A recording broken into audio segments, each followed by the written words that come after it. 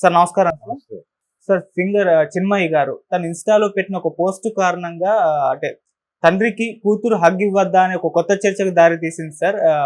తన 2 ఏళ్ల కూతుర్ని రాహుల్ హగ్ చేసుకోవాలనుకున్నాడు. కానీ తను నిరాకరించడంతో తను కూడా హగ్ చేయకుండా అలాగే ఉన్నాడు. నేను ఇది అందరికి చెప్పాలనుకుంటున్నాను. బుగ్గలు గిల్లాలన్నా కూడా నేను పేరెంట్స్ పర్మిషన్ తీసుకుంటానని చెప్పేసి ఆమె పోస్ట్ పెట్టుకొచ్చారు. ఇప్పుడు దీనిపైన భిన్నాభిప్రాయాలు అయితే వ్యక్తమవుతున్నాయి సార్. తండ్రి కూతుర్ల మధ్య ప్రేమ ఉంటుంది, హగ్ చేసుకుంటారు. దీనికి హగ్ చేసుకోవద్దా అని అయితే కొత్త చర్చకి దారి తీసింది. మీరేం చెప్తారు సార్? తల్లైనా, తండ్రైనా, పిల్లైనా ఎవరైనా సరే హ్మ్. పుట్టిన తర్వాత వాళ్ళు ప్రపంచాన్ని అర్థం చేసుకోవటానికి కొంచెం టైం పడుతుంది. ఓకే. టైం పట్టిన తర్వాత వాళ్ళకి ప్రపంచం అర్థమవటం మొదలైన తర్వాత వాళ్ళకు ఒక వ్యక్తిత్వం ఏర్పడటం ప్రారంభమవుతుంది. వాళ్ళకు ఒక విజన్ వస్తుంది, ఒక అబ్జర్వేషన్ వస్తుంది. దీన్ని ప్రపంచం ఐడెంటిఫై చేయదు. దాదాపుగా అంటే మనం మాట్లాడుకునేటువంటి మాటలు వినటం ద్వారా వాళ్ళకి లాంగ్వేజ్ వస్తుంది. లాంగ్వేజ్ రావటంతో పాటు లాంగ్వేజ్ అర్థం కావటం మొదలవుతుంది మొదట. వీళ్ళు ఏ సెన్స్లో ఏ పదం వాడుతున్నారు అనేది వాళ్ళు గ్రాప్ చేస్తారు. ఇలా జ్ఞానం మొదలైన తర్వాత వాళ్ళకంటూ వాళ్ళకు కొన్ని నిశ్చిత అభిప్రాయాలు కూడా ఏర్పడడం ప్రారంభమవుతుంది. ఇది 6వ నెల నుంచే ప్రారంభం అయిపోతుంది. 6వ నెలకే కొంత జ్ఞానం వచ్చేస్తుంది వాళ్ళకి. 6వ నెల నుంచి వాళ్ళు సీరియస్గా ప్రతి విషయాన్ని పట్టించుకోవడం మొదలు పెడతారు. చాలామంది పిల్లలకి కొత్త అంటూ ఉంటారు. అంటే వాళ్ళు వాళ్ళ పేరెంట్స్ దగ్గర తప్ప ఇంకెవరి దగ్గరికి రారు, అదొక పంచాయతీ ఉంటుంది. ఎందుకు రారు అంటే వాళ్ళు సేఫ్ కాదేమో అనే ఒక సందేహం ఉంటుంది వాళ్ళకి. ఆ సందేహాన్ని వాళ్ళు వాళ్ళ లాంగ్వేజ్లో వాళ్ళు వ్యక్తం చేస్తారు. దీన్ని చాలామంది ఏంటంటే వాళ్ళకేం తెలియదు, పసి మనసులు ఇలాంటి పద్ధతుల్లో ఆలోచించి 10 ఏళ్ళు వచ్చినా 15 ఏళ్ళు వచ్చినా వాళ్ళకి ఇంకా ఆలోచించడం రావట్లేదు, నేర్పాలి అనుకుంటూ ఉంటారు. ఇది తప్పు. 6వ నెల నుంచి అదొక సపరేట్ యూనిట్ అనేటువంటి జ్ఞానంతో వ్యవహరించాలి ఎవరైనా సరే. మీ మీద వాళ్ళు కొన్ని కారణాల చేత డిపెండ్ అయి ఉండొచ్చుగాక. డిపెండ్ అయి ఉన్నారు కాబట్టి వాళ్ళకి జ్ఞానం లేదు అనుకోవడం తప్పు. డిపెండ్ అవటానికి రకరకాల రీజన్స్ ఉంటాయి. వాళ్ళు స్కూల్లో చేరాల్సి ఉంటుంది, దానికి సంబంధించిన పేమెంట్స్ అవి వాళ్ళంతటా వాళ్ళు చేసుకోలేని కండిషన్ ఉంటుంది కాబట్టి మీరు చేస్తున్నారు. అంత మాత్రం చేత ప్రతిదీ మీరు గైడ్ చేసేస్తే కుదరదు. వాళ్ళ ఆలోచనలు వాళ్ళకు ఉంటే ఆ ఆలోచనలకి ఆ స్పేస్ ఇవ్వాలి, దాన్ని గౌరవించాలి. చాలామంది 10th క్లాస్ పాస్ అయిపోయిన తర్వాత ఏ గ్రూప్ తీసుకోవాలి అని పిల్లలు అనుకుంటున్నప్పుడు వాళ్ళకు ఒక అంబిషన్ ఏదో ఉంటుంది. అంటే వాళ్ళు బైపీసీలో చేరాలి అనుకుంటారు. అయితే తల్లి ఇద్దరిలో ఒకళ్ళు ఇన్ఫ్లుయెన్షియల్ క్యాండిడేట్ ఉంటారు ఇంట్లో. ఆ ఇన్ఫ్లుయెన్షియల్ క్యాండిడేట్కి ఒక అవగాహన ఉంటుంది. ఎంపీసీలో చేరితే బాగుంటుంది అనే అభిప్రాయం ఆ ఇన్ఫ్లుయెన్షియల్ క్యాండిడేట్కి ఉందనుకోండి. Okay. No BiPC, you must join in MPC అని చెప్పేసి వాళ్ళు ఇన్సిస్ట్ చేయడం మొదలు పెడతారు. అక్కడితో ఆగదు అది. బలవంతంగా తీసుకెళ్ళి చేర్చేస్తారు. వీళ్ళు డబ్బులు అంటే అక్కడ ఏమవుతుంది, అవతలాడు ఏమనుకుంటాడు, వాడు పిల్లవాడే అయినప్పటికీ లేకపోతే అమ్మాయి అయినప్పటికీ వాళ్ళు ఏమనుకుంటారంటే మన దగ్గర డబ్బులు లేవు, వీళ్ళ డబ్బుల మీద ఆధారపడుతున్నాం కాబట్టి కదా వీళ్ళు చెప్పింది చదవమంటున్నారు మన్ని అని ఒక చిన్న గ్రెడ్జ్ లాంటిది మొదలవుతుంది. విభజన రేఖ. వాళ్ళు సినిమాకి వెళ్ళాలనుకుంటారు, రేపు ఎగ్జామ్ ఉంటుంది, రేపో ఎల్లుండో ఎగ్జామ్ ఉంటుంది, వాళ్ళు సినిమాకి వెళ్ళాలనుకుంటారు. అనుకున్నప్పుడు వాళ్ళని ఎలా అంటే ఎల్లుండి పరీక్ష పెట్టుకుని సినిమాకి వెళ్తావా అని మీద పడి కొట్టడం కాదు చేయాల్సింది. ఓకే, నువ్వు సినిమాకి వెళ్తున్నావు, బాగానే ఉంది. సినిమాకి వెళ్ళటం ద్వారా నీకు ఎన్ని గంటలు ఖర్చు అవుతుందో దాన్ని నువ్వు స్టడీ ప్లాన్ చేసుకుని ఉంటావు కదా నీ ఎగ్జామ్కి, దాంట్లోకి ఎలా ఇన్కార్పొరేట్ చేసి దాన్ని మేనేజ్ చేస్తున్నావు అని అడగాలి, డిస్కస్ చేయాలి. ఆ 3 గంటలు లాస్ అవుతోంది అనుకుంటే ఇక్కడ, అంటే నీ చదువు కోణంలో అది లాస్ అవుతోంది అనుకుంటే దాన్ని నువ్వు ఎలా కాంపన్సేట్ చేస్తున్నావు ఇక్కడ అని అడిగి తెలుసుకోవడం వరకు తప్పులేదు. అంతే తప్ప ఎల్లుండి పరీక్ష ఉంది కాబట్టి నువ్వు ఎందుకు సినిమాకి వెళ్తావు మీద పడి కొడితే తప్పు. అది ఖచ్చితంగా వాళ్ళ హక్కుల్ని కాలరాయటమే. సో చాలామందికి 20 ఏళ్ళు వచ్చిన తర్వాత డిగ్రీ చదువుతున్న పిల్లల్ని కొట్టినటువంటి తల్లిదండ్రులు కూడా ఉన్నారు మన దగ్గర. పిల్లల పెంపకం అనేది చాలా చాలా పెద్ద సబ్జెక్టు. దీనిలో ఏ మాత్రము జ్ఞానం లేకుండా, ఏ మాత్రము తరఫీదు లేకుండా దానిలోకి ఎంటర్ అయిపోతారు, ఆ పనిలోకి ఎంటర్ అయిపోతారు. అదేమో చాలా కీలకమైన పని. అలా ఎంటర్ అయిపోయి వీళ్ళు మిస్హ్యాండిల్ చేయటం వలన ఆ పిల్లలు సమాజానికి చాలా ప్రమాదకరంగా తయారయ్యేటువంటి పరిస్థితి ఉంటుంది.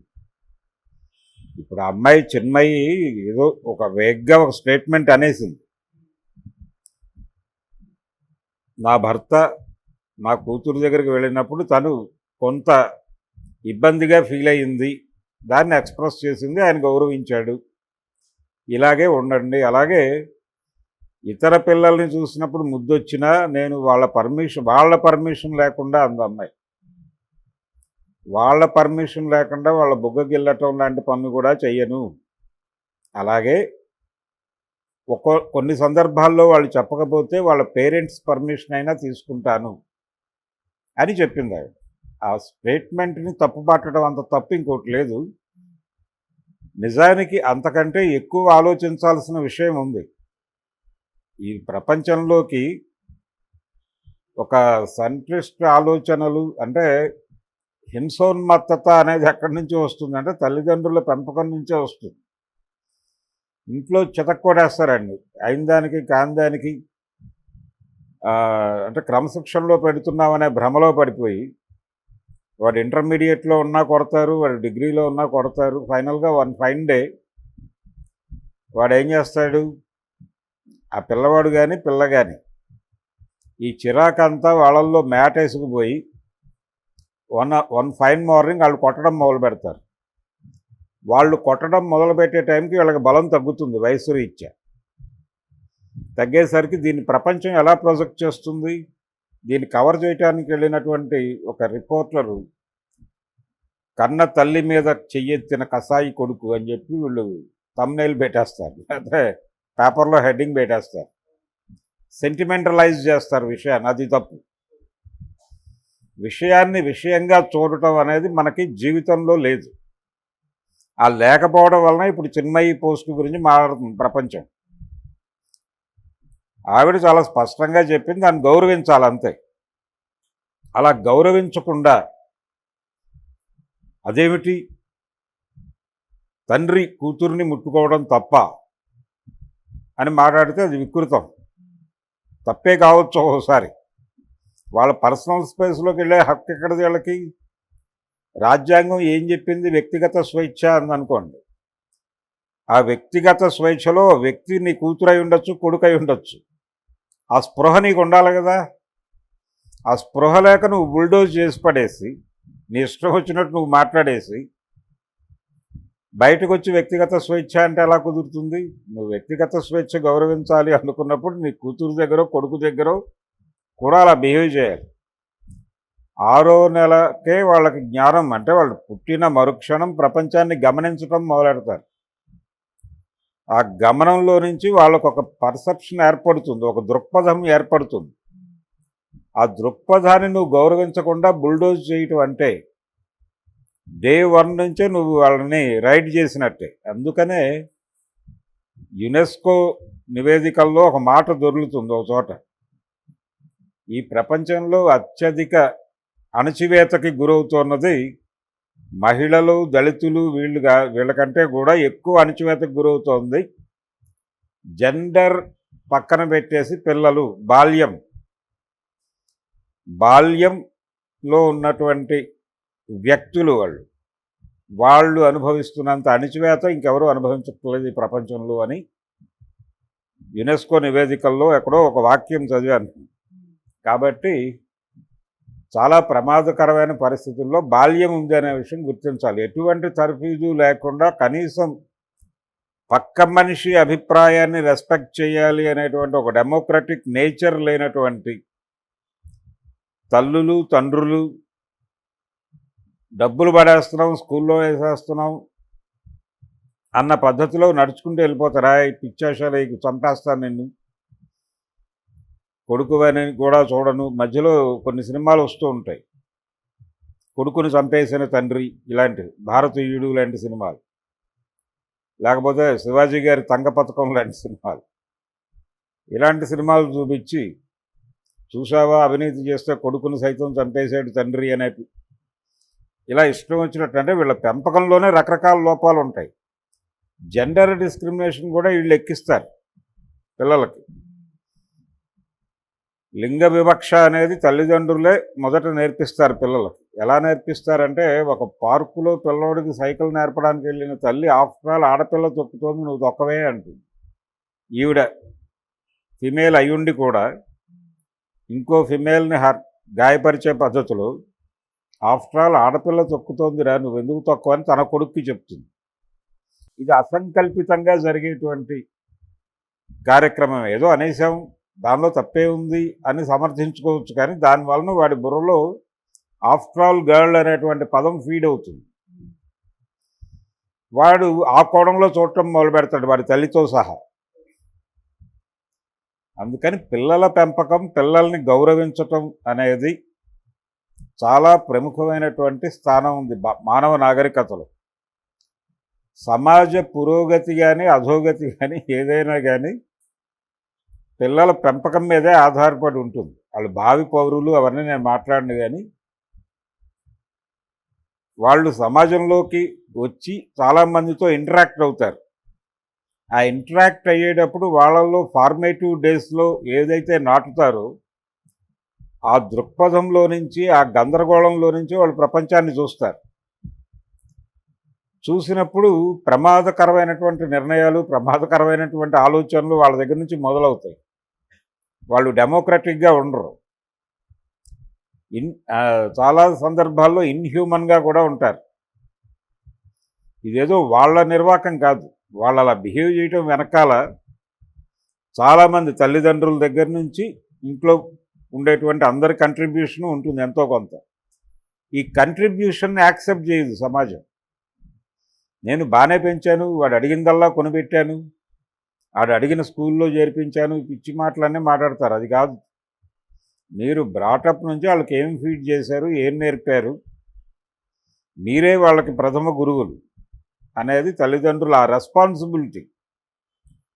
ఆ రెస్పాన్సిబిలిటీ తల్లిదండ్రులు తీసుకోనంతకాలం సమాజంలో అనేక గందరగోళాలు జరుగుతాయి. హత్యలు చేసేవాళ్ళు, సైకో అని చెప్పి బ్రాండ్ పడిపోయిన వాళ్ళు, వీళ్ళందరి బిహేవియర్ వెనకాల వాళ్ళ పెంపకం తాలూకా ప్రభావాలు ఖచ్చితంగా ఉంటాయి. ఒక సైకోని మనం సమాజానికి ఇస్తున్నాము అనే స్పృహ వాళ్ళకు ఉండదు, కానీ ఇచ్చేస్తారు, కంట్రిబ్యూట్ చేస్తారు. ఇది ప్రమాదం. అందుకని పిల్లల హక్కుల్ని గౌరవించటం అనేది విధిగా చేయవలసినటువంటి కార్యక్రమం. అలా విధిగా చేయకపోతే వికృత పరిణామాలు సంభవిస్తాయని అనే స్పృహతో పిల్లల గురించి ఎవరు ఏం మాట్లాడినా వాళ్ళని గౌరవించాలి అని, పిల్లలని వాళ్ళ హక్కులని గౌరవించాలి అని ఎవరు మాట్లాడినా దాని మీద వికృతంగా విరుచుకుపడకూడదు, సెంటిమెంటలైజ్ చేసి మాట్లాడకూడదు. నేను ఇందాక చెప్పినట్టుగా తల్లిని కొట్టిన కొడుకు అని చెప్పి హెడ్డింగులు పెట్టకూడదు. ఆ కొట్టడానికి ఉన్న కారణం ఏమిటో నువ్వు సక్రమంగా విశ్లేషించి, తల్లి ఒక యూనిట్, కొడుకు ఒక యూనిట్, తండ్రి ఒక యూనిట్, కూతురు ఒక యూనిట్, వాళ్ళకి విడివిడిగా వేరువేరు వ్యక్తిత్వాలు ఉన్నాయి, ఆ వ్యక్తిత్వాలు ఘర్షణ పడుతున్నాయి అనే యాంగిల్లో మాత్రమే చూడాలి తప్ప తండ్రి కూతురనో తల్లి కొడుకనో చూడటం అంత మూర్ఖత్వం మరొకటి లేదు. అసలు ఏజ్ కూడా మ్యాటర్ అవుతుంది కదా, అంటే కూతురు ఏజ్ అనేది చెప్తున్నాను. అసలు ఏజ్ అనేది చెప్పడానికి ఎవరికి హక్కు లేదు. వాళ్ళు జ్ఞానం పొందేటువంటి వయసు వాళ్ళు పొందుతూ ఉంటారు. వాళ్ళకి ఎక్స్ప్రెస్ చేసేటువంటి నేచర్ ఉంటుంది ప్రతి మనిషికి. ఎందుకు ఏడుస్తారు పిల్లలు వాడికి వేరే లాంగ్వేజ్ రాదు కాబట్టి ఆ లాంగ్వేజ్లో ఎక్స్ప్రెస్ చేస్తాడు వాడు. ఆ ఎక్స్ప్రెషన్ నీకు అర్థం కాక ఎందుకు ఏడుస్తున్నావు అని 2 బ్యాగ్ పడుకోబెడితే భయపెట్టి టెర్రరైజ్ చేసి పడుకోబెట్టడం అనేది చేసేస్తారు. వాళ్ళు ఏదో చెప్పదలుచుకుంటున్నారు దానిలో నుంచి, దాన్ని ఎక్స్ప్లోర్ చేయటం చేతకాక మీ వ్యక్తిగత చిరాకుల్లో నుంచి వాళ్ళ బుల్డోజింగ్ చేసే ప్రయత్నం చేస్తారు. ఇది తప్పు. గౌరవించటం 6వ నెల నుంచి కనీసం వాళ్ళని గౌరవించటం మొదలైతే వాళ్ళు గౌరవించటం మొదలు పెడతారు. మీరు వాళ్ళని ఒక యూనిట్గా గుర్తిస్తున్నారు అనే స్పృహ వాళ్ళకి కలగాల. అది కలిగించలేకపోతున్నారు 90% తల్లిదండ్రులు. కలిగించకపోవడం వలన డిపెండెన్సీ పెరుగుతోంది. గతంలో అంటే 90లకి ముందు సమాజంలో ఈ డిపెండెన్సీ అనేది కొంత తక్కువ ఉండేది. 90ల తర్వాత వచ్చినటువంటి జనరేషన్కి 90ల తర్వాత పెళ్ళిళ్ళు చేసుకుని పిల్లల్ని కంటున్నటువంటి వాళ్ళల్లో ఆ పిల్లల్లో డిపెండెన్సీని నింపడానికి వీళ్ళు ప్రయత్నం ఎక్కువ చేస్తున్నారు. అంతకుముందు తల్లిదండ్రులు పిల్లల్ని వదిలేసేవాళ్ళు, రోడ్ల మీద ఆడుకునేవాళ్ళు, దెబ్బలు తగిలితే తగిలించుకునేవాళ్ళు. సమాజంతో ఎలా ఘర్షణ పడాలి, ఎక్కడ ఘర్షణ పడాలి, ఎందుకు ఘర్షణ పడాలి అనేది జ్ఞానం వీధుల్లో ఆడుకోవటం ద్వారా వస్తుంది పిల్లలకి. ఆ స్పేస్ ఉండేది ఆ రోజుల్లో. గోళీలు ఆడుకునేవాళ్ళు రోడ్డు మీదకి వెళ్ళి, ఆడికి ఒక జ్ఞానం వస్తుంది. వాడు సొసైటీతో ఇంటరాక్ట్ అవుతాడు.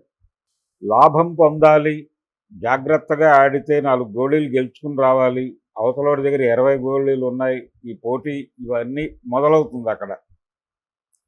దాన్ని మీరు కట్ చేశారు. ఆటలు కట్ చేయటం ద్వారా అంటే సొసైటీతో ఇంటరాక్ట్ అవ్వటం అనే దాన్ని కట్ చేస్తున్నాం అనే స్పృహ కోల్పోయారు. అందుకని రకరకాల లోపాలు ఉన్నాయి. 90ల తర్వాత పిల్లల్లో ఒక రకమైన పర్టికులర్గా మగపిల్లల్లో ఒక విచిత్రమైనటువంటి పోకడలు కనిపించడానికి కారణం మార్కెట్ ఎకానమీయే. మార్కెట్ ఎకానమీని పిల్లలకి ప్రాపర్గా అర్థం చేయించడంలో తల్లిదండ్రుల వైఫల్యం చాలా ఉంది. విపరీతంగా మార్కెట్ అనేక ఐటమ్స్ని మీ ముందుకు త్రో చేస్తుంది రకరకాల ప్లాట్ఫామ్స్ మీద. ఇది మార్కెట్ ఎకానమీ ప్రోగ్రాము. ఈ ప్రోగ్రాంలో భాగంగా జరుగుతోంది. మనం ఎలా బిహేవ్ చేయాలి, దాంతో మనం మార్కెట్ రైడ్ చేస్తే రైడ్ అయిపోయే వస్తువుగా మారాలా, మనం మార్కెట్ని రైడ్ చేయాలా అనే స్పృహ పిల్లలకి కలిగించడంలో తల్లిదండ్రులు ఫెయిల్ అయితే వాళ్ళు మార్కెట్ రథచక్రాల కింద పడి నలిగి చచ్చిపోతారు. అదే జరుగుతోంది. అందుకని పిల్లల పెంపకం అనేది ఏదో బుగ్గ నిమరటమో లేకపోతే హగ్ చేసుకోవటమో ముద్దు పెట్టుకోవటమో కాదు. అంతకు మించి అనే స్పృహ కలగాలంటే ఇలాంటి విషయాలైనా కనీసం ప్రాపర్గా అర్థం చేసుకుంటే అక్కడ దాకా వెళ్ళగలుగుతారు. Thank you so much. Thank you.